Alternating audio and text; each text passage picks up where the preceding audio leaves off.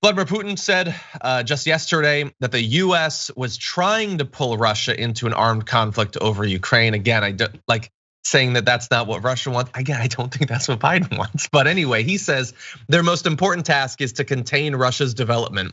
Ukraine is just an instrument of achieving this goal. It can be done in different ways, such as pulling us into some armed conflict and then forcing their allies in Europe to enact those harsh sanctions against us that are being discussed today in the United States. Well, let's say that hypothetically that was the plot, that Biden secretly did want Russia to invade Ukraine so that they could then deploy these sanctions.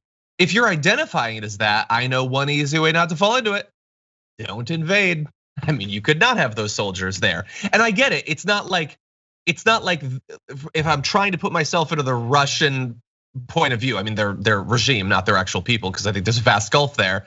That in theory, they think they can just stay in their borders and everything will be great or whatever.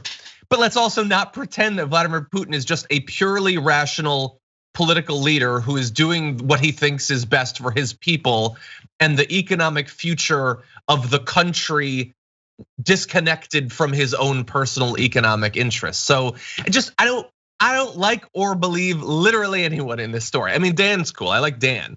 But other than Dan, all of these quotes are such BS. I will let the generals know that you don't like them, John, and we'll see how that reacts. 2 words: predator drones. You won't see it coming. God. They'd never do that domestically.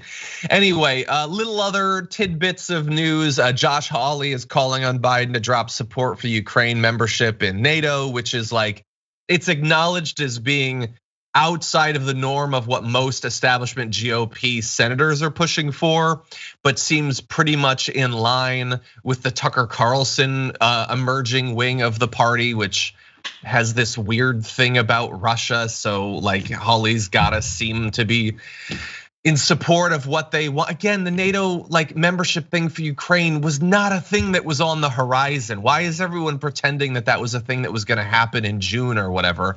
I don't know.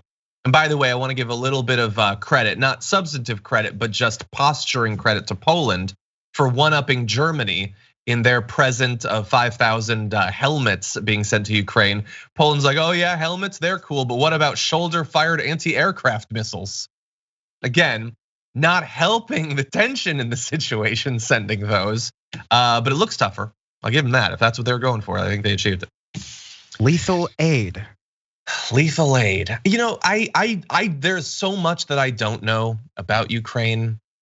I feel like the hundreds of millions of dollars or whatever could be better spent there. I feel like the Russian people could have gotten more for their money than whatever it's costing to garrison 100,000+ troops right outside the border of Ukraine. And I damn sure know in the US context that we could have done better with the money than what we're gonna choose to, on top of our already, incredible military budget.